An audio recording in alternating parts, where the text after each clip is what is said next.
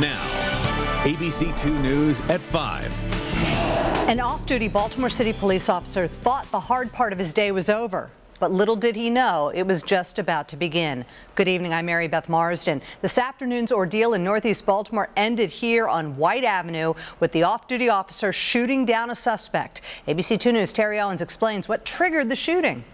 Mary Beth, police say this was a Terry Owens, ABC 2 News. And now to the Druid Hill neighborhood, where homicide detectives are still looking for a suspect and a motive after a man was shot and killed there.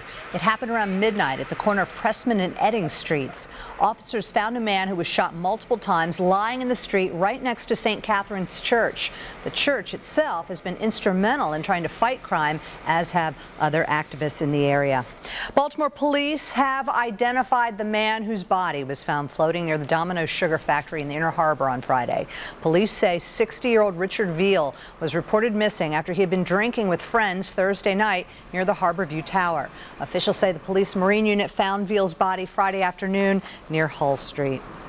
An Anne Arundel County man is facing charges after police say he left the scene of a fiery crash. The crash happened around 6:45 last night at the intersection of Armstrong Lane and Ullman Road in Pasadena.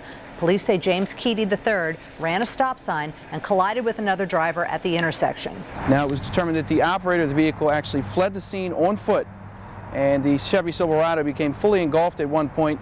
Fire department personnel responded to the scene and extinguished those flames.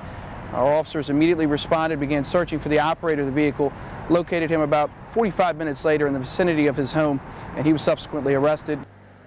The three people in the other car were treated for minor injuries. Keaty is charged with leaving the scene of an accident and several other traffic violations. A Harford County woman is accused of stabbing her husband. Vivian L. Green faces attempted murder and assault charges. Police say the stabbing happened last night at a home in the 1700 block of Judy Way in Edgewood. Green reportedly stabbed Rodney Preston in the chest. Preston is in serious but stable condition at shock trauma. Charges have been dropped against a Cecil County teacher accused of fondling a 15-year-old boy. Police say the boy first claimed that Jeffrey McCool touched him and put his arms around his younger sister. But in a follow-up interview with the boy and his father, the boy told police he made up the story to avoid getting in trouble for crossing the street. McCool is scheduled to return to class at Northeast Middle School on Monday. If you are going to be anywhere near Aberdeen Proving Grounds anytime this week, don't be worried if you hear any loud explosions. Very loud. The Aberdeen Test Center plans to conduct several large explosions, which you will probably hear and even feel. They've scheduled to set those detonations off through the end of the week. A year after a meltdown of the U.S. financial system, President Barack Obama wants Congress to pass new rules so another banking crisis can't happen. ABC's Viviana Hurtado reports the president took his financial message directly to Wall Street. Alternatively, forcing in the heart of Wall And take a look who was at the New York Stock Exchange today. Baltimore's own cake man, Duff Goldman from Charm City Cakes, helped out with the opening bell this morning. And it was a good day for Duff and everybody else. The Dow was up 21, NASDAQ up more than 10, S&P up 6. The latest now on the swine flu. Health and Human Services secretaries say the nation's first round of swine flu shots could start sooner than expected. Some vaccines could be available as early as the first week of October. And there will be 2 meetings on the H1N1 virus in our area tonight. Howard County Executive and the Health Department will be hosting a swine flu town hall meeting tonight at 7 o'clock to answer all of your questions about the virus in the county. It will be held at 5000 Signal Bell Lane and the Ten Oaks Ballroom in Clarksville. And in Anne Arundel County tonight, the county executive will be hosting an informational meeting about their plans for the swine flu, for handling it. The meeting starts at 7 at Anne Arundel Community College's Cade Building, room 219. Cheap rent and nice neighbors. It's the idea behind a brand new community for Baltimore teachers. The governor and mayor were on hand to celebrate the grand opening of Miller's Court. The complex offers affordable housing for city school teachers. The old warehouse also provides office space for nonprofit education groups. You have people who are all interested in collaboration and working together in pulling resources to really focus our attention on what are the needs of our students and how best to solve the problems they have in the city schools. Nearly 100 teachers currently live at Miller's Court. Boy, it was a nail biter at times yesterday. We held our breath a couple of times, but in the end, the Ravens soared. And our Rob Carlin has the details on that exciting home opener.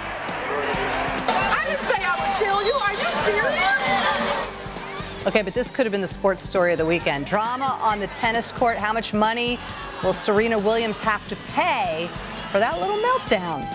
Yo, Taylor, I'm really happy for you. I'm gonna let you finish. But Beyonce had one of the best videos of all time. Like stealing candy from a baby. Hear what everyone's saying about Kanye tonight. And taking a look at the temperatures now from Dunbar Middle School. Beautiful day today, 81 degrees. Norm's coming up with the full forecast. You're watching Baltimore's station that works for you. Now, ABC 2 News at 5. Oh, the match was already going badly for Serena Williams. Then came the meltdown. After losing the first set to Kim Clijsters, she smashed her racket on the court and got her first warning from the judges. But when she was called for a foot fault, she really lost it.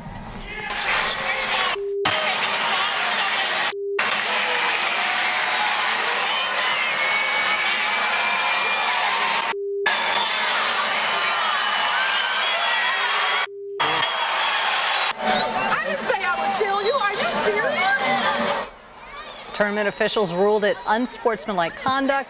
Despite Williams pleading, the judges award her opponent an extra point. Williams lost the match, and in the end, Serena was booed off the court and served with a fine of $10,000.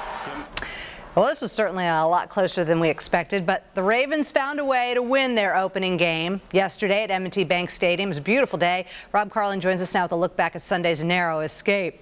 Yeah, Mary Beth, the Ravens with 13-point favorites. Now, the forecast certified Baltimore's most accurate. Here's Chief Meteorologist Norm Lewis and Maryland's most powerful Doppler radar. Those ESPN analysts, they don't like us, do they? What a gorgeous day yesterday and today. Oh, yeah. Fantastic weather across the region, and I'll tell you what, that nice weather is going to continue for another day, day and a half. Then some rain comes in for the midweek period, but that's okay. We need the rain. So get your lawn mowed tomorrow. Okay. Or tonight. I'll get right on it. The mower's ready. That's right. Let's go ahead and take a look outside right now. Your shot from Harbor Cam over. Well, it wouldn't be the MTV Video Music Awards without a bit of drama. And last night's show had plenty of it when singer Kanye West interrupted Taylor Swift's acceptance speech, arguing that someone else should have won.